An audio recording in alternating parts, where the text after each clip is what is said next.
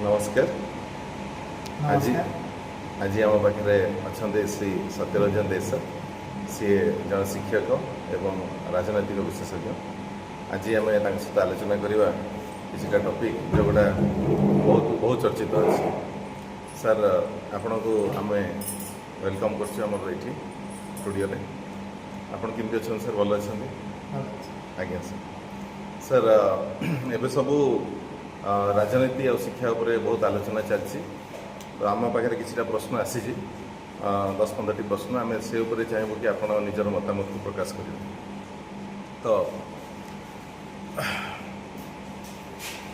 आम आज जो प्रथम प्रश्न है सर, भारतर जो शिक्षा व्यवस्था अच्छी सेटा सी कौन चिंताशील नागरिक तैयारी करसी कि केवल परीक्षा नंबर आने केवल गोटे माध्यम ही रही?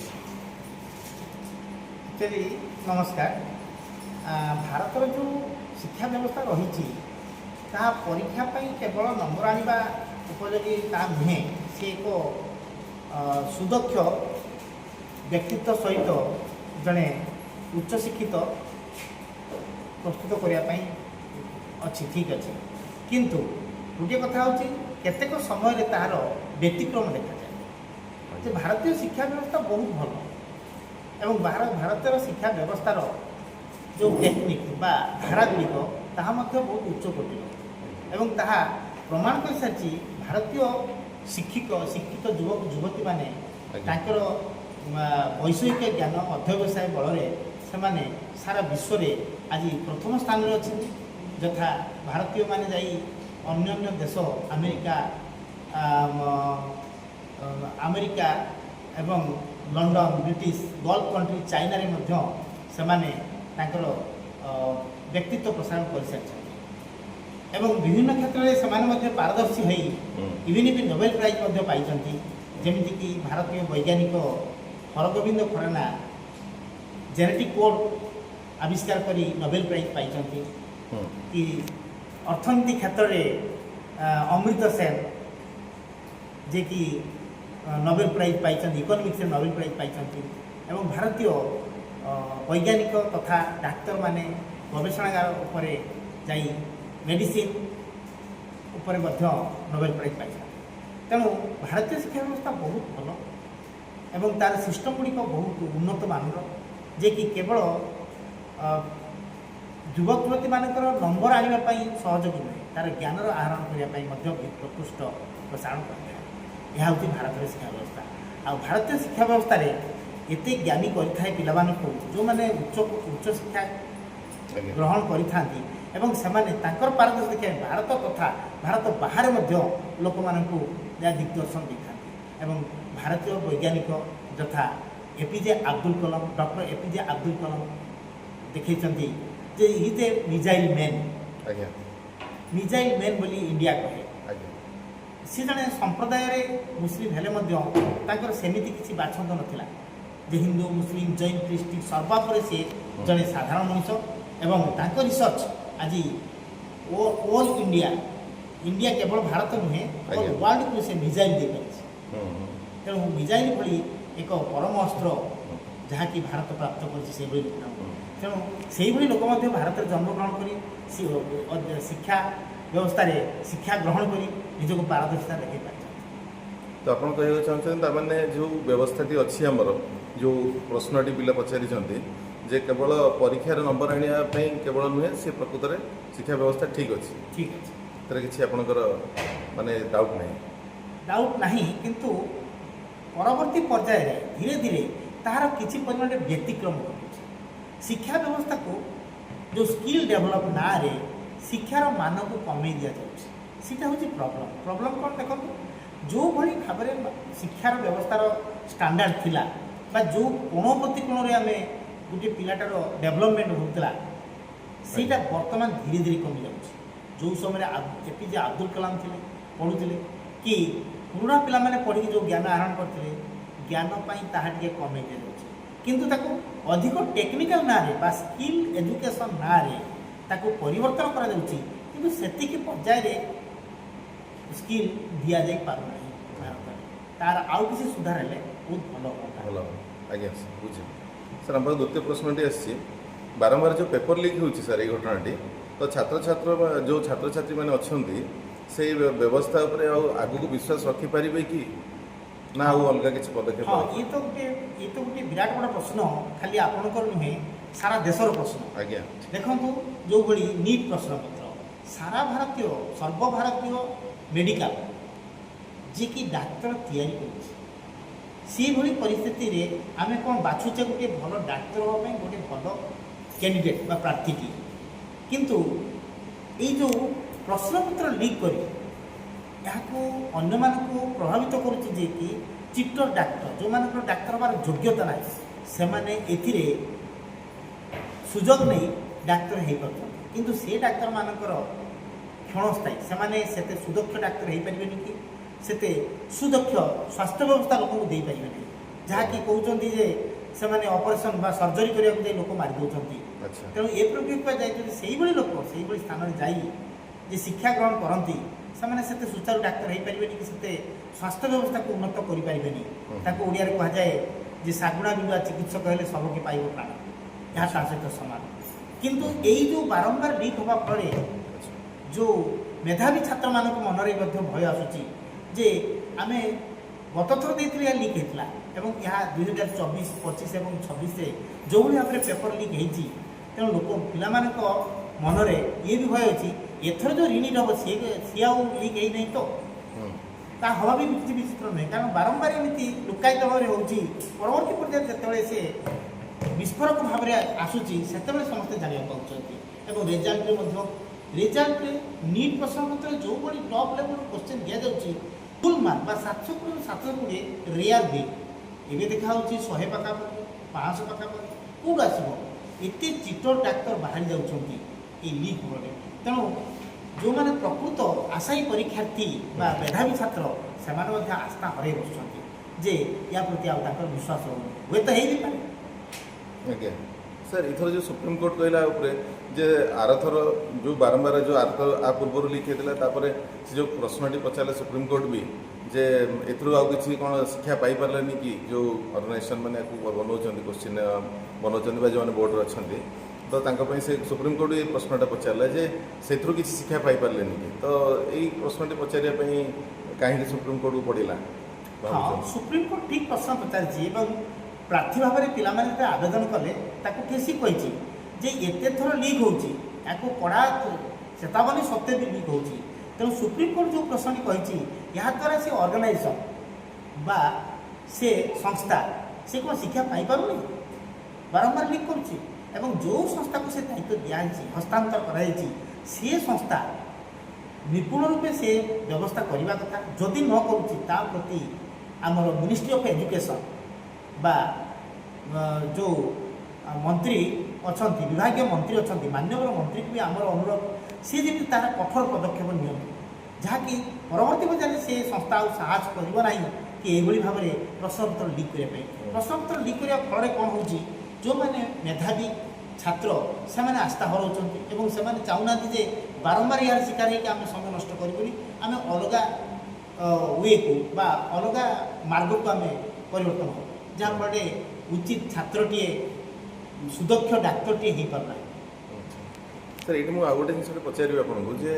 आपको यह लगुच कि जो जेहेतु नीट होते एत बड़ परीक्षा तो ये एत दुर्नीति होगा जो बहुत पिला मेडिकल रू आजिका डेट्रे से जो आस्था बा जो इंटरेस्ट लेवल जोटा आम कहीपर से हर बस मेडिकल इंटरेस्ट दौना कहीं से जानते पुणी हम एमती टाइम वेस्ट हम मोर बहुत गुड़ा टाइम पड़े अଯଥାରେ कौन हम किसी भाग्य उपर भरसा होकर रहा तो एमती किसी पिला मेडिकल इंटरेस्ट नौना कि से किसी भल पिला पढ़ाऊँ हाँ यहाँ निश्चित रूपे जे देखो 2024, 25 और 2026 जो भाई प्रश्नपत्र लीक हो मेधावी छात्र मैंने हारेस होती से बहुत छात्र छात्री मुँह फेरी नौ से प्रकृत योग्य किंतु सुजोग न पाइबार चिटर छात्र छात्री मैंने या पशि तार सुजोग नहीं जाती समय को नष्ट करने चाहूना तेणु से सी दृष्टि ये डाक्तर होबार इच्छा को से परिहार कर मुँह फेरी नौ अलग मार्ग को जाऊँ जहाँफल आम सुदक्ष डाक्तरटे पाइपार देश में बा स्वास्थ्य व्यवस्था सेमती उन्नत हो पार यहाँ एकदम 100% ठीक ତେଣୁ ବିଭାଗ ଏବଂ ବିଭାଗୀୟ ମନ୍ତ୍ରୀ ଏହା ପ୍ରତି ସଜାଗ ରହିବା ଦରକାର ଏବଂ ଦୃଢ଼ କାର୍ଯ୍ୟାନୁଷ୍ଠାନ ନେବା ଦରକାର। ଆଜ୍ଞା ସାର୍। ଆଉ ଗୋଟେ କଥା ଏହି ପରିପ୍ରେକ୍ଷୀରେ ମୁଁ କହିବି ଆଜ୍ଞା ଯେ ଯେଉଁ ପରୀକ୍ଷାର୍ଥୀମାନେ ଯେଉଁ ସ୍ଥାନର ତାଙ୍କର ନିକଟବର୍ତ୍ତୀ ପର୍ଯ୍ୟାୟରେ ସେମାନଙ୍କୁ କେନ୍ଦ୍ର ଦେବା ଏବଂ କମ୍ଫର୍ଟ ସିଚୁଏସନରେ ତାଙ୍କୁ ପରୀକ୍ଷା କେନ୍ଦ୍ର ଯୋଗାଇବା ଉଚିତ। ଯଦି ସେମାନଙ୍କୁ ଇଚ୍ଛାକୃତ ଭାବରେ ଇଣ୍ଟେନସନାଲି ଦୂର ସ୍ଥାନକୁ ଦିଆଯାଏ ଯେ ସେଠି ଯାଇକି ସେମାନେ ପରୀକ୍ଷା ଦିଅନ୍ତୁ, ସେଥିରେ ସେମାନଙ୍କର ମାନବିକତାରେ ହାରେସ୍ କରାହେଉଛି, ମେଣ୍ଟାଲି ସେମାନେ ହାରେସ୍ ହେଉଛନ୍ତି। ଯାହାଫଳରେ ଏଇଟା ନ କରିକି ଯେଉଁ ପରୀକ୍ଷାର୍ଥୀ ଯେଉଁ ଅଞ୍ଚଳରେ ତାଙ୍କର ନିକଟତମ କେନ୍ଦ୍ରରେ ସେମାନେ ପରୀକ୍ଷା ଦେବାର ସୁଯୋଗ ଦେଲେ ସେମାନେ ଉପକୃତ ହୁଅନ୍ତେ, ଆଉ ସେମାନଙ୍କର ସେଇଭଳି ଭାବରେ ଜିଦ୍ ବା ଇଚ୍ଛା ଶକ୍ତି ଅଧିକ ହୁଅନ୍ତା ବା ୟା ପର ହୁଅନ୍ତା, ଅଥବା ସେମାନେ ନିଜକୁ କୃତଜ୍ଞ ବୋଲି ଭାବନ୍ତେ ଯେ ଆମର ପର୍ଯ୍ୟାୟକ୍ରମେ ପରିଚାଳନା ସଂସ୍ଥା ଠିକ୍ ଭାବରେ ନିରୂପଣ କରୁଛି। ସାର୍ ଆଗରୁ ସେଇ ଜିନିଷଟା ସଠିକ୍ ଭାବରେ ହେଉଥିଲା, ତଥାପି ଏବେ ଯେହେତୁ ସଫ୍ଟୱେର୍ ଆଉ ଅନ୍ୟାନ୍ୟ ଜିନିଷ ଆସିଛି ଏଥିରେ ସବୁ ଜିନିଷ ହେଉଛି, ତାପରେ ବି ଏଇଟା ଯଦି ଭୁଲ ହେଉଛି ତାହେଲେ ଏ ପାଇଁ ସଫ୍ଟୱେର୍ ଯେଉଁମାନେ ବନାଉଛନ୍ତି ସେମାନେ ଦାୟୀ ନା ସେମାନଙ୍କୁ ଇନଷ୍ଟ୍ରକ୍ସନ୍ କିଛି ଅନ୍ୟ ହାୟର ପାୱାର କିଛି ଦେଉଥିବେ କହିକି ଆମେ ଅନୁମାନ କରିପାରିବା? ଆକ୍ଚୁଆଲି ଆଗରୁ ସଠିକ୍ ଭାବରେ ହେଉଥିଲା ବିକଜ ୟା ଭିତରେ ଏତେ ପଲିଟିକ୍ସ ପଶି ନଥିଲା। ଏବେ ୟା ଭିତରେ ପଲିଟିକ୍ସ ପଶିଛି, ଜଣାଯାଉଛି ଆମେ ଯାହା ଜାଣିପାରୁଛୁ ଯେ ଯଦି ପଲିଟିକ୍ସ ପଶିଛି ଏ ସଂସ୍ଥାକୁ ତିଆରି କରିବା ଲୋକ ମଣିଷ ଯେ ତିଆରି କରୁଛି ଆଗରୁ ତିଆରି କରୁଥିଲା ଏବେ କରିବ, ଏଥିରେ ଅସୁବିଧା କିଛି ନାହିଁ। କିନ୍ତୁ ସଫ୍ଟୱେର୍ କ'ଣ ଆମର ସୁବିଧା ପାଇଁ କରାଯାଇଛି, ଯଦି ସେଇ ସଫ୍ଟୱେର୍ ମିସ୍ୟୁଜ୍ ହେଉଛି ଆମକୁ ଅସୁବିଧା ହେଉଛି। ତେଣୁ ଏହା ପଛରେ କିଛି ନା କିଛି କାହାରି ହାତ ଥିବ ବୋଲି ଆଶା କରାଯାଉଛି, କିନ୍ତୁ ଏଭଳି କରିବା ତ ଉଚିତ ନୁହଁ। ସଫ୍ଟୱେର୍ ମାଧ୍ୟମରେ ଯେ କୋଶ୍ଚିନ୍ ଲିକ୍ ହେବ କି ସେଣ୍ଟର ଚେଞ୍ଜ ହେବ, ଦୂର ସ୍ଥାନକୁ ପକାଇ ପିଲାଙ୍କୁ ହଇରାଣ ହରକତ କରାଯିବ, ୟାର ତ ମାନେ କିଛି ନାହିଁ। ମଣିଷ ଯଦି ଅପରେଟ୍ କରୁଛି ମଣିଷ ସୁଚାରୁ ରୂପେ କରିପାରିବ ଏବଂ ପ୍ରତିଦ୍ୱନ୍ଦ୍ୱୀମାନଙ୍କୁ ତାଙ୍କର ନିକଟତମ ପ୍ରତିଦ୍ୱନ୍ଦ୍ୱୀ କେନ୍ଦ୍ରରେ ତାଙ୍କୁ ସୁଯୋଗ ଦେବାର ଅସୁବିଧା କିଛି ନାହିଁ। ୟା ଫଳରେ ଲାଗୁଛି ୟା ପଛରେ କାହାର ନା କାହାର ହାତ ଅଛି, ଏମିତି କରି କିଛି ଯୋଗ୍ୟ ପରୀକ୍ଷାର୍ଥୀଙ୍କୁ ଯେ ହଇରାଣ ହରକତ କରାଯିବ। ଆଜ୍ଞା ସାର୍। ସାର୍ ଆମର ଆଗାମୀ ପ୍ରଶ୍ନଟି ଆସିଛି ଯେ ପରୀକ୍ଷାରେ ଯେଉଁ ଦୁର୍ନୀତି ହେଉଛି, ମାନେ ଯେମିତି ଏଇ ପେପର ଲିକ୍ ହେଉଛି, ୟା ପାଇଁ ଆମେ ଦାୟୀ କିଏ? ସରକାର ଦାୟୀ, ପ୍ରଶାସନ ଦାୟୀ ନା ବ୍ୟବସ୍ଥା ହିଁ ଦାୟୀ? ଆମେ ଯେଉଁଟା କହିଲେ ସଫ୍ଟୱେର୍ ହେଉ କି ଅନ୍ୟାନ୍ୟ ବ୍ୟବସ୍ଥା ହେଉ ସମସ୍ତେ ଦାୟୀ ନା ସମ ପରିମାଣରେ ଦାୟୀ ନା ଆମେ ସରକାର ଆଉ ପ୍ରଶାସନ ଏମାନଙ୍କୁ ଅଧିକା ଦାୟୀ କରିପାରିବା? ଦେଖନ୍ତୁ ଏ ପରିପ୍ରେକ୍ଷୀରେ କୁହାଯିବ ପ୍ରଥମତଃ ଦାୟୀ ହେଉଛି ଯେଉଁ ସଂସ୍ଥା ଯେଉଁ ସଂସ୍ଥାଟି ପ୍ରକୃତରେ ପରିଚାଳନା କରୁଛି ସେ ତ ମୁଖ୍ୟ, ସେ ଦାୟୀ। କିନ୍ତୁ ସିଏ ଯଦି କରିପାରୁନି ତାକୁ ତଦାରଖ କରିବା ବିଭାଗୀୟ ମନ୍ତ୍ରୀ ଏବଂ ବ୍ୟବସ୍ଥା ହିଁ ଦାୟୀ। ତେଣୁ ଏକାଥରେ କହିବାକୁ ଗଲେ ସେ ସଂସ୍ଥା ଦାୟୀ, ପରିଚାଳନା ସଂସ୍ଥା। ଦ୍ୱିତୀୟତଃ ଯେ ଆମର ବିଭାଗ ଏବଂ ବିଭାଗୀୟ ମୁଖ୍ୟ ମଧ୍ୟ ଦାୟୀ, ମନ୍ତ୍ରୀ ମଧ୍ୟ ଦାୟୀ ରହିବେ, କାରଣ ସେ ଭଲ ଭାବରେ ପରିଚାଳନା ହୋଇପାରୁନି, ତାଙ୍କୁ ଦେଖିପାରିନାହାନ୍ତି ବା କଠୋର କାର୍ଯ୍ୟାନୁଷ୍ଠାନ ନେଇନାହାନ୍ତି, ଯେଉଁଥିପାଇଁ ପରବର୍ତ୍ତୀ ପର୍ଯ୍ୟାୟରେ ସେ ଆଉ ସେ ଭୁଲ କରିବା ପାଇଁ ସାହସ କରିବ ନାହିଁ। ତେଣୁ ସଂସ୍ଥା ଦାୟୀ, ବିଭାଗ ଦାୟୀ, ବିଭାଗୀୟ ମୁଖ୍ୟ ମଧ୍ୟ ଦାୟୀ ଏବଂ ସରକାର ମଧ୍ୟ ଦାୟୀ ରହିବ, ଉତ୍ତରଦାୟୀ ରହିବ। ଆଜ୍ଞା ସାର୍, ଠିକ୍ ଅଛି ସାର୍। ଜଣେ ଅଭିଭାବକ ଗୋଟେ ପ୍ରଶ୍ନ ଦେଇଛନ୍ତି ଯେ ଶିକ୍ଷା ଆଜି ସେବା ନା ବ୍ୟବସାୟ ହେଇକି ରହିଛି? ଦେଖନ୍ତୁ ଶିକ୍ଷା ତ ସେବା ଥିଲା ଏବଂ ପ୍ରକୃତ ଶିକ୍ଷକ, ମୁଁ ଜଣେ ଶିକ୍ଷକ ହେଇଥିବାରୁ ମୁଁ କହୁଛି ଶିକ୍ଷା ସବୁବେଳେ ସେବା, କିନ୍ତୁ ଆଜିକାଲି ଆଉ ସେ ସେବା ସେତେ ପରିମାଣରେ ନାହିଁ, ତାହା ବର୍ତ୍ତମାନ ବ୍ୟବସାୟରେ ପରିଣତ ହୋଇଯାଇଛି। ପ୍ରାଇଭେଟାଇଜେସନ୍, ଏଜୁକେସନ୍ ଇଜ୍ ପ୍ରାଇଭେଟାଇଜେସନ୍, ଯେଉଁଟା ଶିକ୍ଷା ଯେଉଁକୁ ଘରୋଇକରଣ କରାଯାଇଛି, ଯାହାଫଳରେ ଏହା ବ୍ୟବସାୟୀକରଣ ହୋଇଯାଇଛି। ତେଣୁ ଯେ ଉଚ୍ଚଶିକ୍ଷା ବର୍ତ୍ତମାନ ନିମ୍ନ ଶିକ୍ଷା ବା ଉଚ୍ଚଶିକ୍ଷା ଯଦିଓ ସରକାର କହୁଛନ୍ତି ଏହା ନିଃସର୍ତ୍ତ ମାଗଣା ଦିଆଯାଉଛି, କିନ୍ତୁ ତାହା ବର୍ତ୍ତମାନ ସେଭଳି ଭାବରେ ନାହିଁ, ତାହା ବ୍ୟବସାୟୀକରଣ ହୋଇଯାଇଛି। ଯାହାଫଳରେ କି ଦେଶରେ ବହୁତ ପ୍ରାଇଭେଟ୍ ସ୍କୁଲ କଲେଜ ବା ଘରୋଇ ସ୍କୁଲ କଲେଜ ଗଢ଼ି ଉଠିଛି। ତା ମାଧ୍ୟମରେ କିଛି ଶିକ୍ଷା ମାଫିଆ ବା ଏଜୁକେସନ୍ ମାଫିଆ ମାନେ ତା'ର ସୁଯୋଗ ନେଉଛନ୍ତି ଏବଂ ସେ ଶିକ୍ଷା ବର୍ତ୍ତମାନ ଆଉ ସେବା ଠାରୁ ଯାଇ ଯେ ସେଟା ବ୍ୟବସାୟୀକରଣ ମଧ୍ୟ ହୋଇସାରିଛି। ଆଜ୍ଞା ସାର୍। ସାର୍ ଆଉ ଜଣେ ଅଭିଭାବକ ଆମକୁ ପଚାରିଛନ୍ତି ଯେ ଅଧିକାଂଶ ଯେଉଁ ରାଜନେତା ଅଛନ୍ତି ସେମାନେ ନିଜ ପିଲାଙ୍କୁ ସରକାରୀ ସ୍କୁଲରେ କାହିଁକି ପଢ଼ୁନାହାନ୍ତି? କ'ଣ ତାଙ୍କୁ ନିଜେ ସରକାର କ'ଣ ନିଜେ ସରକାରୀ ସ୍କୁଲ ଉପରେ ତାଙ୍କର ଆସ୍ଥାକୁ ହରାଇ ବସିଛନ୍ତି? ଏ ତ ଗୋଟେ ବହୁତ ବଡ଼ ପ୍ରଶ୍ନ ଯାହା ପଚାରିଲେ ଆପଣ। ଯେ ଦେଖନ୍ତୁ ସରକାରୀ ସ୍କୁଲରେ କେଉଁଭଳି ଟିଚର ରହିଛନ୍ତି, ଶିକ୍ଷକ ରହିଛନ୍ତି ପ୍ରଥମ କଥା। ଦ୍ୱିତୀୟତଃ ତାକୁ ଯେଉଁମାନେ ପୋଷ୍ଟିଂ ଦେଉଛନ୍ତି ବା ଯେଉଁମାନେ ନିଯୁକ୍ତି କରୁଛନ୍ତି ସରକାର ହିଁ ପୋଷ୍ଟିଂ କରୁଛନ୍ତି, ସରକାର ହିଁ ପୋଷ୍ଟିଂ କରୁଛନ୍ତି ବା ନିଯୁକ୍ତି କରୁଛନ୍ତି। ସରକାର କ'ଣ ନିଜର କିନ୍ତୁ ଯାହାକୁ ପୋଷ୍ଟିଂ ସରକାରଙ୍କର କରୁଛନ୍ତି ଭରସା ବୋଧେ ରହୁନାହିଁ ଆଚ୍ଛା ଯୋଉଥିପାଇଁ ସରକାରୀ କର୍ମଚାରୀ କର୍ତ୍ତୃପକ୍ଷ ଏବଂ ବିଭାଗୀୟ ମନ୍ତ୍ରୀମାନେ ସେମାନେ ତାଙ୍କର ପିଲାମାନଙ୍କୁ ସରକାରୀ ସ୍କୁଲରେ ପଢ଼ଉନାହାନ୍ତି, ପ୍ରାଇଭେଟ୍ ସ୍କୁଲ ବା ଘରୋଇ ସ୍କୁଲମାନଙ୍କରେ ପଢ଼ଉଛନ୍ତି। କେବଳ ଶିକ୍ଷା ନୁହେଁ, ତାଙ୍କର ପାରିପାର୍ଶ୍ୱିକ ଯେଉଁ ବ୍ୟବସ୍ଥା ଯେ ତାର ପ୍ରପର କେୟାର ନିଆଯିବ, ତ ପ୍ରାଇଭେଟାଇଜ ସ୍କୁଲ ବା ଘରୋଇ ସ୍କୁଲ କଲେଜରେ ଅଧିକ ନିଆଯିବ ଭାବି ସେମାନେ ଦେଇଥାଇପାରନ୍ତି, ଅଥବା ଶିକ୍ଷାକୁ ଗୁରୁତ୍ୱ ଦେଉଛନ୍ତି ଯେଉଁଟାକି ସରକାରୀ ସ୍କୁଲରେ ଠିକ୍ସେ ପାଠ ପଢ଼ା ହେଉନାହିଁ, ତଦାରଖ ସେମାନେ କରିପାରୁନାହାନ୍ତି, ତାହା ଆଜି ପଦାରେ ପଡ଼ିଯାଇଛି। ଯେଉଁଥିପାଇଁ ସେମାନେ ନେଇ ସେ ତାଙ୍କ ନିଜ ପିଲାକୁ ବେସରକାରୀ ବା ଘରୋଇ ସ୍କୁଲ କଲେଜ ମାନଙ୍କରେ ପଢ଼ାଉଛନ୍ତି। ସାର୍ ଏହା ଦ୍ୱାରା ଆପଣଙ୍କୁ ଲାଗୁନି କି ଯେ ସରକାର ଯଦି ନିଜ ସରକାରରେ ଯେଉଁମାନେ ଅଛନ୍ତି ମନ୍ତ୍ରୀମାନେ ଯଦି ନିଜ ପିଲାଙ୍କୁ ସରକାରୀ ସ୍କୁଲରେ ପଢ଼ାଉନାହାନ୍ତି ତାହେଲେ ସେମାନେ ନିଜ ଉପରେ ଗୋଟେ ପ୍ରଶ୍ନବାଚୀ ବି ଉଠାଉଛନ୍ତି, କାରଣ ଯେ ଆମେ ନିଜେ ବି ସେଭଳିଆ କ୍ୱାଲିଟି ଦେଇପାରୁନୁ, ଏଇଟା ଇନଡାଇରେକ୍ଟଲି ଗୋଟେ ତାଙ୍କ ଉପରେ ବି ପଡ଼ୁଛି ନା ନାହିଁ? ହଁ, ଏଇଟା ତ 100% ସେମାନେ ନିଶ୍ଚିତ ରୂପେ ଏଇ କଥାର ପ୍ରଶ୍ନ ଘେରକୁ ଆସି ଯାଉଛନ୍ତି। ଯଦି ସେମାନେ ଯେଉଁ ଶିକ୍ଷକ ଶିକ୍ଷୟିତ୍ରୀମାନଙ୍କୁ ନିଯୁକ୍ତି ଦେଉଛନ୍ତି ପ୍ରଥମତଃ ତାଙ୍କ ଉପରେ ତାଙ୍କର ଭରସା ରହୁନି, ଅଥବା ସଫିସିଏଣ୍ଟ ବା ପର୍ଯ୍ୟାପ୍ତ ପରିମାଣର ଶିକ୍ଷୟିତ୍ରୀକୁ ସେମାନେ ସ୍କୁଲ କଲେଜ ମାନଙ୍କରେ ନିଯୁକ୍ତି ଦେଇପାରୁନାହାନ୍ତି, ତାହା ତ ଗୋଟିଏ ନିଶ୍ଚିତ ପ୍ରଶ୍ନବାଚୀ ଉଠେ।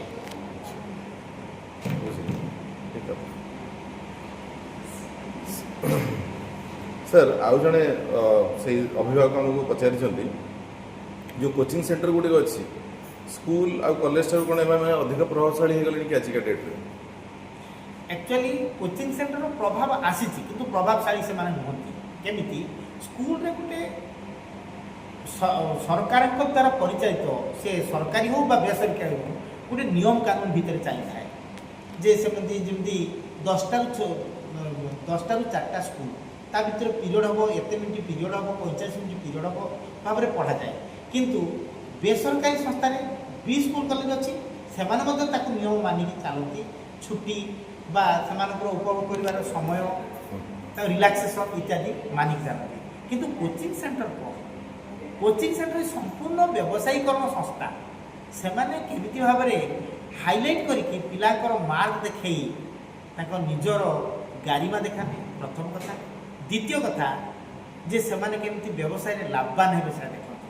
ତେଣୁ ସେମାନେ ଅଧିକ କମର୍ସିଆଲି ମାର୍କେଟିଂ କରି ତାଙ୍କୁ ଡେଭଲପ୍ କରନ୍ତି। କିନ୍ତୁ କୋଚିଂ ସେଣ୍ଟର ଏଇଥିପାଇଁ ଭାବ ହୁଏ ଯେ ଆଜିକା ଦୁନିଆରେ ସାଧାରଣ ଲୋକମାନେ ବୁଝିପାରନ୍ତିନି ଯେ କୋଚିଂ ସେଣ୍ଟରର ଟେକ୍ନିକ୍ କ'ଣ, ସେ କ'ଣ କହିବାକୁ ଚାହୁଁଛି, କାହିଁକି ଏତେ ଆଟ୍ରାକ୍ଟିଭ୍ ହେଉଛି, ଏବଂ ସେମାନେ ଘର ଘର କାଉନସିଲିଂ କରିକି ପିଲାକୁ ନିଅନ୍ତି, ଯେଉଁଟାକି ସ୍କୁଲ କରେ ନାହିଁ। କେତେକ କ୍ଷେତ୍ରରେ ପ୍ରାଇଭେଟ୍ ସ୍କୁଲ କରୁଛି, ମନା କରୁନି, କିନ୍ତୁ ଏତେ ପରିମାଣର ନୁହେଁ ଯେମିତି କୋଚିଂ ସେଣ୍ଟର ମାନେ କରୁଛନ୍ତି। କିନ୍ତୁ କୋଚିଂ ସେଣ୍ଟର କ'ଣ କରେ? କୋଚିଂ ସେଣ୍ଟର ଏନି ହାଉ ସେ ମାର୍କ ବଢ଼େଇ ତାର ହାଇଲାଇଟ୍ ବା ତାର ନିଜର କ୍ଷମତା ବର୍ଦ୍ଧନ କରିବା ପାଇଁ ସେ ଦେଖାଏ। ସ୍କୁଲ ମଧ୍ୟ ସେହି ଶିକ୍ଷକମାନେ ଚେଷ୍ଟା କରନ୍ତି ସେଇଭଳି ଶିକ୍ଷାଦାନ କରି ନର୍ମାଲ ରୂପରେ ସେମାନେ ତାଙ୍କର ଶିକ୍ଷା ବ୍ୟବସ୍ଥାକୁ ପର୍ଯ୍ୟାପ୍ତ କରନ୍ତି। କିନ୍ତୁ କୋଚିଂ ସେଣ୍ଟରଟି ଯେହେତୁ କମର୍ସିଆଲି ବା ପିଓରଲି ପ୍ରାଇଭେଟାଇଜେସନ୍ ଇକୋନୋମିକ୍ ସିଷ୍ଟମରେ ସେମାନେ ଗଢ଼ି ଉଠନ୍ତି, ତେଣୁ ସେମାନେ ଟିକେ ଅଧିକ ହାଇଲାଇଟ୍ କରନ୍ତି। କୋଚିଂ ସେଣ୍ଟର ଭାଉ ଅଧିକ ଦେଖାନ୍ତି, କିନ୍ତୁ ବାସ୍ତବିକ ସେତେ ନୁହେଁ। ସାର୍ କିଛି କୋଚିଂ ସେଣ୍ଟର ଯେଉଁ ଆଜିକା ଡେଟ୍ରେ ଗେସ୍ ପେପର ନାଁରେ କୋଶ୍ଚିନ୍ ଗୁଡ଼ା ଦେଉଛନ୍ତି ଏବଂ ପିଲା ବି କହୁଛନ୍ତି ସେଥିରୁ ବହୁତ ଗୁଡ଼ାଏ କୋଶ୍ଚିନ୍ ଆସୁଛି, ତ ସେଇଟା କେତେ ଦୂର ଆପଣ ଭାବୁଛନ୍ତି କି ଯେଉଁ ସଂସ୍ଥା ଗୁଡ଼ା ପରୀକ୍ଷା କରୁଛନ୍ତି ଆଉ ଯେଉଁମାନେ ହେଉଛି ଗେସ୍ ପେପର ନାଁରେ କୋଶ୍ଚିନ୍କୁ ଦେଉଛନ୍ତି ବା ଲିକ୍ କରୁଛନ୍ତି କି ଯାହା ବି କରୁଛନ୍ତି, ତ ସେଇ ଦୃଷ୍ଟିକୋଣରୁ କ'ଣ କୋଚିଂ ସେଣ୍ଟର ଅଧିକା ପ୍ରଭାବଶାଳୀ ହେଇଯାଇଛନ୍ତି କି ଆଜି ମାର୍କେଟରେ? ହଁ, ମୁଁ ଜଣେ ଶିକ୍ଷକ ହିସାବରେ ଏକଥା କହିବି ଯେ ଯେଉଁ ସଂସ୍ଥା ଗୁଡ଼ିକ ଏଇଭଳି ଗେସ୍ ପେପର ନାମରେ ସଂସ୍ଥା ସହିତ ସମ୍ପର୍କ ରଖି ଓରିଜିନାଲ କୋଶ୍ଚିନ୍ ଆଣି ତା ସହିତ ସମୀକ୍ଷା କରି ପିଲାମାନଙ୍କୁ ଦେଇ ଦେଉଛନ୍ତି, ସେମାନେ କୋଚିଂ ଶିକ୍ଷା ସଂସ୍ଥା ହେବା ପାଇଁ ଯୋଗ୍ୟ ନୁହନ୍ତି। କାରଣ ପିଲାଙ୍କର କ୍ରେଡ଼ିଟ୍ ସେମାନେ କମାଉଛନ୍ତି, ବଢ଼ଉନାହାନ୍ତି। ଯାହାଫଳରେ ସେମାନେ ଏଇଭଳି କରି ସେମାନେ ନିଜର ସଂସ୍ଥାଟାକୁ ବଢ଼େଇ ପାରନ୍ତି ବା ଗାରିମା ବଢ଼େଇ ପାରନ୍ତି, କିନ୍ତୁ ବାସ୍ତବିକ ପ୍ରକୃତ ଦୁନିଆରେ ଏସବୁର ସଂସ୍ଥା କେବେ ସ୍ଥାୟୀ ନୁହେଁ। ଯେଉଁଟାକି କୋଚିଂ ସେଣ୍ଟର କଥା କହୁଛନ୍ତି, ଯଦି କୋଚିଂ ସେଣ୍ଟରର ଉଦ୍ଭାବନ ହେଇଥାଏ ତାକୁ କରିଥିଲେ VK ବଂଶଲ କ୍ଲାସେସ୍, ତାହାଠାରୁ ଅନୁକରଣ କରି ସମସ୍ତେ ଆଜି ଚାଲିଛନ୍ତି। କିନ୍ତୁ ସିଏ ପ୍ରଥମ ପର୍ଯ୍ୟାୟରେ ଏମିତି ନଥିଲା, ସେମାନେ ନିରପେକ୍ଷ ଶିକ୍ଷା ଦେଉଥିଲେ। ଆଜି ସେମାନଙ୍କର ଗାରିମା ବଢ଼ାଇବା ପାଇଁ, ଆଉ ବଢ଼ାଇବା ପାଇଁ ସେମାନେ ଯେଉଁ ପରୀକ୍ଷା କଣ୍ଡକ୍ଟ କରୁଥିବା ସଂସ୍ଥା ସହିତ ହାତ ମିଳେଇ କିଛି ଓରିଜିନାଲ କୋଶ୍ଚିନ୍ ଆଣି ସେମାନେ ପିଲାମାନଙ୍କୁ ଦେଇ ତାର ନିଜର ଗାରିମା ବଢ଼ାଇବା ପାଇଁ ସେମାନେ ରେଜଲ୍ଟ କରିବା ଉଦ୍ଦେଶ୍ୟରେ ଏଗୁଡ଼ାକ କରୁଛନ୍ତି, ଯାହାକି ସମ୍ପୂର୍ଣ୍ଣ ରୂପେ ଭୁଲ ଏବଂ ସେଇଭଳି ସଂସ୍ଥାଗୁଡ଼ିକୁ ସମ୍ପୂର୍ଣ୍ଣ ରୂପେ ବାଛନ୍ଦ କରିବା ସରକାରଙ୍କର ଉତ୍ତରଦାୟୀ ଅଛି ଏବଂ ସରକାର ମଧ୍ୟ କରିବା ଉଚିତ।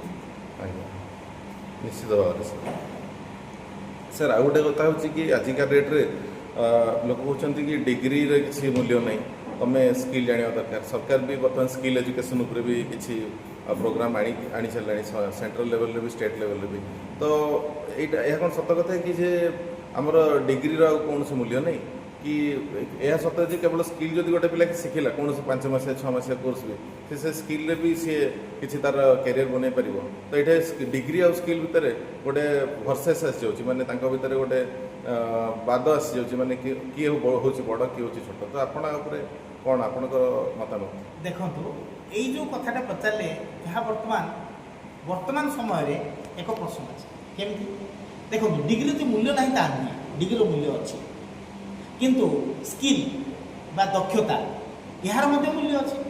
ତେଣୁ ସ୍କିଲ୍ ଆଉ ଡିଗ୍ରୀ ଦୁଇଟା ଯାକ ମୂଲ୍ୟବାନ, କେଉଁଟା ଅନୁପୂରକ ନୁହେଁ, ଦୁଇଟା ଯାକ ପରିପୂରକ। ଦେଖନ୍ତୁ, এই ଯେଉଁ ସ୍କିଲ୍ ଡେଭଲପମେଣ୍ଟ କଥା କହୁଛନ୍ତି, ଛାତ୍ର ଆତ୍ମନିର୍ଭରଶୀଳ ହେବ। ଆତ୍ମନିର୍ଭରଶୀଳ ହେବ, ପାଠ ପଢ଼ିବା ସହିତ ସେ ରୋଜଗାର କରିପାରିବ, କ୍ଷମତାଶାଳୀ ହେଇପାରିବ, ଯେମିତି ଫରେନ୍ କଣ୍ଟ୍ରି ମାନଙ୍କରେ ହେଉଛନ୍ତି। ସେଇଭଳି ସେମାନେ ପାଠ ପଢ଼ିବା ସହିତ ସାଇଡ୍ ବାଇ ସାଇଡ୍ ବା ସେଇ ସମୟ ଅନୁସାରେ ସେମାନେ କିଛି କାର୍ଯ୍ୟଦକ୍ଷତା ହାସଲ କରିବା ଉଚିତ। ଏଇଟା ସ୍କିଲ୍, ଯେଉଁଟାକି ବିଭିନ୍ନ ପ୍ରୋଜେକ୍ଟରେ ସେମାନେ କାମ କରି କିଛି ରୋଜଗାର କରିବେ ଏବଂ ସେଇଭଳି ଭାବରେ ତାଙ୍କର ଦକ୍ଷତା ମଧ୍ୟ ବଢ଼ିବ। କିନ୍ତୁ ଯେଉଁମାନେ ପ୍ରକୃତ ଡିଗ୍ରୀ ନେଉଛନ୍ତି ସେମାନେ ମଧ୍ୟ ସେଇ ବାଟରେ ପାଠ ପଢ଼ୁଛନ୍ତି ଏବଂ ସେଇ ପ୍ରୋଜେକ୍ଟ ୱାର୍କ କରି ଡେଭଲପ୍ କରୁଛନ୍ତି। ତେଣୁ ତାଙ୍କର ସ୍କିଲ୍ ଡେଭଲପ୍ କେମିତି ହେବ? ନିଶ୍ଚିତ ହେବ। ହୁଏତ କିଏ ହାୟର ଡିଗ୍ରୀରେ ଯାଇ କରୁଛି, କିଏ ଲୋୟର ଡିଗ୍ରୀରେ କରୁଛି, କିନ୍ତୁ ଅଧ୍ୟବସାୟ ହାୟର ଡିଗ୍ରୀ ପାଇଁ ଆଉ ଲୋୟର ଡିଗ୍ରୀ ପାଇଁ ସମାନ। କିନ୍ତୁ ଲୋୟର ଡିଗ୍ରୀରେ ସେମାନେ ଖୁବ୍ ଶୀଘ୍ର ରୋଜଗାରକ୍ଷମ ହେବାକୁ ଚେଷ୍ଟା କରୁଛନ୍ତି, ହାୟର ଡିଗ୍ରୀ ଡେରିରେ କରୁଛନ୍ତି କିନ୍ତୁ ଅଧିକ ଜ୍ଞାନ ସହ ସେମାନେ କରୁଛନ୍ତି। ତେଣୁ ଡିଗ୍ରୀ ଆଉ ଯେଉଁ ଦକ୍ଷତା ଏ ଦୁଇଟି ଯାକ ପରିପୂରକ, କୌଣସିଟା ଅନୁପୂରକ ନୁହେଁ, କିନ୍ତୁ ଏ ଦୁଇଟି ହିଁ ଦରକାର ଦେଶ ପାଇଁ ଏବଂ ବ୍ୟକ୍ତି ବିଶେଷ ପାଇଁ। ଆଜ୍ଞା ଆଜ୍ଞା ସାର୍, ଇଏ ଆମକୁ ଷ୍ଟୁଡେଣ୍ଟମାନଙ୍କ ତରଫରୁ ଗୋଟେ କ୍ୱେଶ୍ଚିନ୍ ଆସିଛି, ଯେଉଁ ଯୁବକମାନେ ଆମକୁ ପଚାରିଛନ୍ତି ଯେ ବେକାରୀ ସମସ୍ୟା ପାଇଁ ଆମର ଯେଉଁ ଶିକ୍ଷା ବ୍ୟବସ୍ଥା, ସେ ଶିକ୍ଷା ବ୍ୟବସ୍ଥା ହିଁ ନିଜେ ଦାୟୀ ନା ବେକାରୀ ପାଇଁ ଆଉ କୌଣସି ଅଲଗା କାରଣ ଦାୟୀ? ହଁ, ଇଏ ତ ଗୋଟେ ବହୁତ ବଡ଼ ପ୍ରଶ୍ନ ଦେଶ ପାଇଁ। ଦେଖନ୍ତୁ, ଆମର ଯେଉଁ ଶିକ୍ଷା ବ୍ୟବସ୍ଥା ବର୍ତ୍ତମାନ ଧୀରେ ଧୀରେ ରେଡ୍ୟୁସ୍ ସିଲାବସ୍ ଏବଂ ପ୍ରାଇଭେଟାଇଜେସନ୍ କରାଯାଇଛି, ଯାହାଫଳରେ କି ଶିକ୍ଷାର ମାନ କମିଯାଉଛି। ଯେଉଁ ଶିକ୍ଷକ ମାନେ ଯେଉଁଭଳି ଭାବରେ ପାଠ ପଢ଼ିଥିଲେ ବା ପଢ଼ଉଥିଲେ, ଆଜି ସେ ପାଠ ନାହିଁ। ମୁଁ ରାଜନୀତିକ ସମୀକ୍ଷକ ହିସାବରେ ଗୋଟିଏ କଥା କହିବି ଯେ ରାଜନୀତି ଯିଏ କରୁଛି କରୁ, ଯେଉଁଭଳି ଭାବେ କରୁଛ କର, କିନ୍ତୁ ଆଦର୍ଶ ରାଜନୀତି କାହାକୁ କୁହାଯାଏ? ଯଦି ଜଣେ କ୍ୟାଣ୍ଡିଡେଟ୍ ଜିତିଲା ପରେ ସେ ମନ୍ତ୍ରୀ ହେଉ ବା ନ ହେଉ, ଜଣେ ପିପୁଲ୍ସ ରିପ୍ରେଜେଣ୍ଟେଟିଭ୍ ବା ଜଣେ ଜନପ୍ରତିନିଧି ହିସାବରେ ଜିତି ସାରିଲା ପରେ ସମସ୍ତେ ଦେଶର ସମସ୍ତ ଲୋକ ତାଙ୍କର ଏବଂ ତାଙ୍କୁ ସେ ସମାନ ଭାବରେ ଦେଖିବା ଉଚିତ, କିନ୍ତୁ ଦେଖାଯାଉ ନାହିଁ। এইটি পার্সিয়ালিটি করা যাবে। সেইভাবে আদর্শ রাজনীতি ছাড়লে শিক্ষা ব্যবস্থার আমার বৈষয়িক জ্ঞান অধ্যবসায় এগুড়াক বড়াইবা দরকার। কিন্তু বর্তমান কোণ করা হচ্ছে যে অধিক লোক উচ্চশিক্ষিত কেবল ডিগ্রি নাঁরে দিয়ে তাঁর শিক্ষার মান কমাই দিয়া যাচ্ছে, সিলাবস রেড্ୟୁସ୍ করে দিয়া যাচ্ছে, টেকনিকাল এজুকেশন को स्क्वीज कर दिया जाଉଛି, ଯାହାଫଳରେ କେବଳ ଡିଗ୍ରୀ ନେଉଛନ୍ତି, ତାଙ୍କ ପାଖରେ ଏତେ ଅଭିଜ୍ଞତା ରହୁନି, ଯେଉଁଥିପାଇଁ ସେମାନେ ବହୁତ ବେକାର ହେଉଛନ୍ତି। ଆଉ ବେକାର ହେଲେ କ'ଣ ହେଉଛନ୍ତି, ରାଜନୈତିକ ନେତାଙ୍କ ପଛରେ ସେମାନେ ଯାଉଛନ୍ତି, ଯାହାଫଳରେ ଏଇ ଜିନ୍ଦାବାଦ ମୁର୍ଦାବାଦରେ ଭାଗ ନେଉଛନ୍ତି। ବେକାରୀ ସମସ୍ୟା ସମାଧାନ କରିବାକୁ ହେଲେ ତାକୁ ତ କିଛି ସମସ୍ୟା ଦରକାର, ତେଣୁ ସେମାନେ ବି ତାକୁ ନିୟୋଜିତ କରୁଛନ୍ତି। ଏମାନେ ମଧ୍ୟ ତାର ସୁଯୋଗ ନେଇ ସେଥିରେ ପ୍ରଭାବିତ ହୋଇକି ବେକାର ସଂଖ୍ୟା ବଢ଼ି ଚାଲିଛି। ଏଥିପାଇଁ ଶିକ୍ଷା ବ୍ୟବସ୍ଥା, ରାଜନୀତିକରଣ ଏଗୁଡ଼ିକ ଦାୟୀ, କିନ୍ତୁ ରାଜନୀତି ଶିକ୍ଷାଠାରୁ ଅଲଗା ହେବା ଉଚିତ ଏବଂ ଶିକ୍ଷା ନିରପେକ୍ଷ ଭାବରେ ଶିକ୍ଷାର ମାନ ବଢ଼ାଇବା ପାଇଁ ତାର ଦୃଷ୍ଟିକୋଣରୁ ତାର ଶିକ୍ଷାକୁ ନିରପେକ୍ଷ ରଖିବା ଉଚିତ। ଆଜ୍ଞା, ଠିକ୍ କଥା କହିଲେ। ଆମର ସାର୍ ଆଉ କିଛି ପିଲା ଆମର ପ୍ରଶ୍ନ ଉଠାଇଛନ୍ତି, ଯେଉଁ ଆଜିକା ଡେଟ୍ରେ AI ଟୁଲ୍ସ ବହୁତ ଗୁଡ଼ିଏ ଆସିଗଲାଣି, ଯେମିତି ଚାଟ୍ ଜିପିଟି ଆଉ ଅନ୍ୟାନ୍ୟ AI ଟୁଲ୍ସ ଆସିଗଲାଣି, ତ ଛାତ୍ରଛାତ୍ରୀମାନଙ୍କ ପାଇଁ ଏଇଟା ଆଶୀର୍ବାଦ ହିସାବରେ ଧରାଯିବ ନା ଅଭିଶାପ ରୂପରେ ଆକ୍ଚୁଆଲି ଧରାଯିବ? ଦେଖନ୍ତୁ, AI ତିଆରି କରୁଛି ମଣିଷ, ଆଜ୍ଞା, କିନ୍ତୁ ସେ AI ଏତେ ପରିମାଣରେ ଆସିଗଲାଣି ଯେ 100 ଜଣଙ୍କ କାମ ଜଣେ କରିପାରୁଛି, ଯାହାଫଳରେ କି ଏହା ଯଦିଓ ଆମେ ଟେକ୍ନିକ୍ର କ୍ରେଡ଼ିଟ୍ ବୋଲି କହୁଛେ, ଯେ ଏଗୁଟି ଆମର ନୂତନ ଉଦ୍ଭାବନ, କିନ୍ତୁ ବାସ୍ତବିକ ଜୀବନରେ ଏହା କିଛି ସର୍ବନାଶ ମଧ୍ୟ। କେମିତି ନା ଯଦି 100 ଜଣ ଆମର ଭାରତ ବର୍ଷରେ ଯେତିକି ଲୋକ ସଂଖ୍ୟା ସେମାନଙ୍କ ପାଇଁ କାମ ନିହାତି ଦରକାର, ତେଣୁ ସେମାନଙ୍କର ୱାର୍କକୁ ଯଦି ରେଡ୍ୟୁସ୍ କରି ଦିଆଯାଏ ସେମାନେ ବେକାର ହେଇଯିବେ। ତେଣୁ ଏଆଇ ଯେଉଁଭଳି ଭାବରେ କାମ କରିଚାଲିଛି, ତେଣୁ ବେକାର ସଂଖ୍ୟା ବୃଦ୍ଧି ହେବାର ବହୁତ ସମ୍ଭାବନା ଅଛି। ତେଣୁ ଏହାକୁ ଯଦିଓ ଆମେ ଆଶୀର୍ବାଦ କହୁଛେ ଯେ ଆମର କ୍ରେଡିଟ୍ ଆମେ ଏମିତି ତିଆରି କରିପାରୁଛୁ, କିନ୍ତୁ ତାକୁ ପରିଚାଳନା କ୍ଷେତ୍ରରେ ଏତେ କରିବା ଉଚିତ ନୁହଁ। ଯଦି କରାଯାଉଛି ତାହେଲେ 100 ଜଣଙ୍କ କାମ ଜଣେ କରୁଛି, ସେଭଳି ବେକାର ସଂଖ୍ୟା ମଧ୍ୟ ବଢ଼ିଯାଉଛି। ସେହି କ୍ଷେତ୍ରରେ ଏହାକୁ ଆଗକୁ ଅଭିଶାପ ବୋଲି କହିବା କିଛି ଅତ୍ୟୁକ୍ତ। ଆଜ୍ଞା ସାର୍, ଠିକ୍ କଥା। ସାର୍ ଆମର ଯେଉଁ ଆଗାମୀ ପ୍ରଶ୍ନଟି ଆସିଛି, ଯେଉଁ NEP ଆଉ NCF ଏଇ ଦୁଇଟା ଯେଉଁ ନୂଆ ଏଜୁକେସନ୍ ପଲିସି CBSEର ଆସିଲା, ତ ଏଇଥିରେ ଯେଉଁ ପଲିସିଟା ଆକ୍ଚୁଆଲି ଶିକ୍ଷା ବ୍ୟବସ୍ଥାରେ ସେଭଳିଆ କିଛି ପରିବର୍ତ୍ତନ ଆଣିଛି କି ପ୍ରକୃତ ଭାବରେ? ଦେଖନ୍ତୁ, NEP ଯେଉଁ ନ୍ୟୁ ଏଜୁକେସନ୍ ପଲିସି NCERTର କରାଯାଇଛି, ଯାହାଫଳରେ ଆମେ ଦେଖୁଛୁ ସେଥିରେ କିଛି ଉନ୍ନତି ହେଇନି, ଏହାର କିଛି ଅଧୋଗତି ହେଇଛି। ଅଧୋଗତି କେମିତି ଭାବରେ ଦେଖନ୍ତୁ, ସିଲାବସ୍ ରେଡ୍ୟୁସ୍ କରିଦିଆଯାଉଛି, ପିଲାକୁ ଫ୍ରି କରିଦିଆଯାଉଛି, ଯେତେ ଆରାମଦାୟକ ଭାବରେ ସେମାନେ ପଢ଼ିକି ଡିଗ୍ରୀ ନେବେ, ଡିଗ୍ରୀ ସହିତ ଅଧ୍ୟବସାୟ ତାଙ୍କର ଦକ୍ଷତା ମଧ୍ୟ କମିଯାଉଛି। ଯାହାଫଳରେ NEPରେ କିଛି ନୂତନ ସୁଯୋଗ ସୃଷ୍ଟି କରିବା ପାଇଁ ସେଭଳି ପ୍ରଶ୍ନବାଚୀ ହେଇଯାଉଛି। NEP ଯଦିଓ ଲାଭଦାୟକ ସରକାର କହୁଛନ୍ତି, କିନ୍ତୁ ବାସ୍ତବିକ କ୍ଷେତ୍ରରେ ଏତେଟା ଲାଭଦାୟକ ହେଉନି। NEP ଯଦି କରାଯାଉଛି ତାହେଲେ ଅଧ୍ୟବସାୟ ବଢ଼ାଇବା ଦରକାର, ତା ଟେକ୍ନିକାଲି କୌଶଳ ସବୁ ବଢ଼ାଇବା ଦରକାର, କିନ୍ତୁ ସେତେ ପରିମାଣରେ ବଢ଼ାଯାଇ ପାରୁନାହିଁ। କିନ୍ତୁ NEP ନାଁରେ ଯେଉଁଟା କୁହାଯାଉଛି ସେଇଟା କାର୍ଯ୍ୟକ୍ଷେତ୍ରରେ ହେଉନାହିଁ। ତେଣୁ ଏହାର ପୁଣି ପୁନର୍ବିଚାର କରି ଏହାକୁ ସୁଦକ୍ଷ ରୂପେ ବ୍ୟବହାର କଲେ ହୁଏତ ଦେଶ ଉପକୃତ ହୁଅନ୍ତା ବା ଏଜୁକେସନ୍ ସିଷ୍ଟମ୍ ମଧ୍ୟ ଉନ୍ନତ ହୁଅନ୍ତା। ସାର୍ ଏବେ ଯେଉଁ NCF ନ୍ୟାସନାଲ୍ କରିକୁଲମ୍ ଫ୍ରେମୱାର୍କ 23 ଯେଉଁଟା ଆସିଲା, ତ ଏଥିରେ ଆମର ଯେଉଁ ପିଲାମାନଙ୍କ ପାଇଁ ଯେଉଁ କହିଲେ ଆକ୍ଟିଭିଟି ବେସ୍ଡ ଲର୍ଣ୍ଣିଂ କରିବା ପାଇଁ, ଯେଉଁଟାକି ଏବେ ପ୍ରତି ମାସରେ ଆମେ ଗୋଟେ ଲେସନ୍ ପ୍ଲାନ୍ରେ ବି ଆକ୍ଟିଭିଟି ଗୋଟେ ପକାଯାଉଛି ଆଜିକା ଡେଟ୍ରେ ସ୍କୁଲ ଗୁଡ଼ାରେ, ତ ସେଇଟା ଗୋଟେ କରାହେଲା। ଆଣ୍ଡ ଓପନ୍ ବୁକ୍ ସିଷ୍ଟମ୍ ଆଗକୁ ଯେଉଁଟା ଆସିବ, କୁହାଯାଉଛି ଓପନ୍ ବୁକ୍ କରିକି ପରୀକ୍ଷା କରାଯିବ, ତ ସେଇଟା ଆଗକୁ ଶିକ୍ଷା ଉପରେ କ'ଣ ତା'ର ପ୍ରଭାବ ଆସିବ କହିକି ଆପଣ ବିଚାର କରୁଛନ୍ତି? ଦେଖନ୍ତୁ, ଏହା ମାଧ୍ୟମରେ ଶିକ୍ଷାର ମାନ କମିଯିବ। ଓପେନ୍ ବୁକ୍ ସିଷ୍ଟମ୍, ପିଲା ବହି ଦେଖି ଲେଖିବେ, ସେଇ ଯେଉଁ ନଲେଜ ତାଙ୍କର ଥିବ ସେ ବହିରୁ ପ୍ରଶ୍ନ ଅନୁସାରେ ବହିରୁ ଦେଖିକି ଉତ୍ତର ବାଛି ଲେଖିବା, ସେମାନଙ୍କ ଦ୍ୱାରା କେତେ ଦୂର କାର୍ଯ୍ୟକାରୀ ହେବ ସେ ତ କହିହେଉନି, କିନ୍ତୁ ସେଟା ଅତି ଶସ୍ତା ଏଜୁକେସନ୍ ହେଇଯାଉଛି ପ୍ରଥମତଃ। ଦ୍ୱିତୀୟତଃ, ଏତେ ସୁବିଧା ବା ଲିବାର୍ଟି ଦେଇକି ପିଲାଙ୍କୁ ଅତି ଅଳସୁଆ କରିଦିଆଯାଉଛି, ପିଲାଙ୍କର ଅଧିକ ଚିନ୍ତାଧାରା ବା ଲେବରକୁ ହ୍ରାସ କରିଦିଆଯାଉଛି। ଏହା ଫଳରେ ଯେ ଶିକ୍ଷାର ମାନଦଣ୍ଡ ବଢ଼ିବ ଏବଂ ଶିକ୍ଷିତମାନେ ଯେ ଦକ୍ଷ ହେବେ ତାହା ଆଶା କରାଯାଏ। କିନ୍ତୁ ସରକାର ଆଉଥରେ ଏ ବିଷୟରେ ତର୍ଜମା କରି ଏହାକୁ ନିରୂପଣ କଲେ ବହୁତ ଭଲ ହେବ। ଆଜ୍ଞା ସାର୍, ଯେଉଁ କେସ୍ ବେସ୍ଡ କୋଶ୍ଚିନ୍ ଆଉ ଆକ୍ଟିଭିଟି ବେସ୍ଡ ଯେଉଁ ଏଜୁକେସନ୍ କଲା, ସେଇଟା କିଛିଟା ବେନିଫିଟ୍ ଆଣିପାରିବ ନା? ସେଇଟା ବି ହଁ, ସେଇଟା ନିଶ୍ଚିତ କିଛି ବେନିଫିଟ୍ ଆଣିବ ଯେ ପିଲାଙ୍କର ପ୍ରକୃତ ଉପସ୍ଥିତ ବୁଦ୍ଧି ବା ବ୍ରେନ୍କୁ ସେମାନେ ଟେଷ୍ଟ କରାଯାଉଛି। କ୍ୟାସ୍ ବେସ୍ କୋଶ୍ଚିନ୍ ହଁ କିଛି ନିଶ୍ଚିତ ରୂପେ ବ୍ରେନ୍ ଡେଭଲପମେଣ୍ଟ ହେବ ପିଲାଙ୍କର, ଯେ ସେମାନେ ସେଇ ପର୍ଯ୍ୟାୟ ଅନୁସାରେ ପ୍ରଶ୍ନ ଖୋଜି ଉତ୍ତର ନିରୂପଣ କରିବେ। ତେଣୁ ଏହା ଠିକ୍ ଅଛି, କିନ୍ତୁ এই ଯେଉଁ ଆକ୍ଟିଭିଟି ବେସ୍ ଅଧିକ ଆକ୍ଟିଭିଟି କଲେ ବି ଅସୁବିଧା ହେଉଛି। ତାପରେ ଆଉ ଗୋଟେ କଥା, ଶିକ୍ଷା ବ୍ୟବସ୍ଥାରେ ବର୍ତ୍ତମାନ ଦେଖାଯାଉଛି CBSE NCERT କରିକୁଲମ୍ ଅନୁସାରେ ଯେଉଁଭଳି ଭାବରେ ପେପର ୱାର୍କ ବଢ଼ାଇଛି, ଯାହାଫଳରେ ଶିକ୍ଷକମାନେ ସେଇ ପେପର ଉପରେ ଅଧିକ ସମୟ ନଷ୍ଟ କରି ପିଲାଙ୍କୁ ପଢ଼ାଇବାରେ ସେମାନେ ସଫଳ ହୋଇପାରୁନାହାନ୍ତି। ଏମିତିକି ହେଉଛି ବହୁତ ଶିକ୍ଷକ ପଢ଼ାଇବା ଉପରେ ଗୁରୁତ୍ୱ ନ ଦେଇକି କେବଳ ଆକ୍ଟିଭିଟି ଓ ପେପର ୱାର୍କ ଉପରେ ସେମାନେ ସମୟ ଅଧିକ ଦେଉଛନ୍ତି, ଯାହାଫଳରେ ଶିକ୍ଷାର ମାନ ମଧ୍ୟ କମିଯାଉଛି। ଦେଖାଯାଉଛି ଏବେ ବହୁତ ସ୍କୁଲମାନଙ୍କରେ ଯେ ଶିକ୍ଷକମାନେ ଆଉ ପାଠ ପଢ଼ି ପାରୁନାହାନ୍ତି, ପେପର ୱାର୍କରେ ବ୍ୟସ୍ତ ରହୁଛନ୍ତି। ତେଣୁ ଏସବୁକୁ ବନ୍ଦ ରଖି କେବଳ ପ୍ରକୃତ ପାଠ୍ୟକ୍ରମ ଉପରେ ଯଦି ଫୋକସ୍ କରାଯିବ ତାହେଲେ ଏହା ଉଚିତ ହୁଅନ୍ତା।